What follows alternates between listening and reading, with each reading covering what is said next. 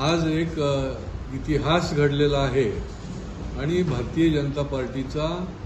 ज्याला म्हणता येईल की ऐतिहासिक महाविजय हा या देशामध्ये घडलेला आहे की ज्या ज्या ठिकाणी विरोधी पक्ष राज्य करत होते, शासन करत होते, ज्या राज्यामध्ये ते चितपट झालेले आहेत, मग तामिळनाडू असो, केरळ असो, बंगाल असो, पांडिचेरी असो,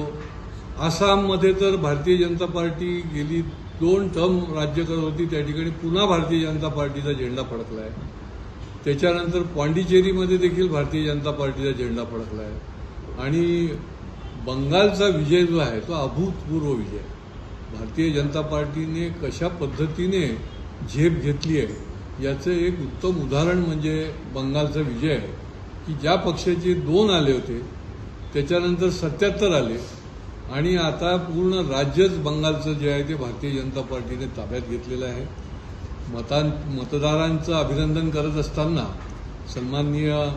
विश्वगुरू माननीय मोदीजी असतील, अमित शहाजी असतील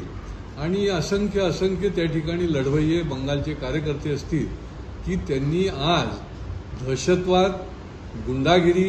ही संपुष्टात आणलेली आहे आणि ममता बॅनर्जीचं जे त्रास देणारं, सामान्य नागरिकांना त्रास देणारं राज्य जे आहे ते खारिज केलेलं आहे आणि त्याच्यामुळे हा विजय जो आहे तो नुसता विजय नाही तर हा ऐतिहासिक आणि महाविजय असा म्हणता येईल, असा भारतीय जनता पार्टीने आपल्याकडे आणलेला आहे.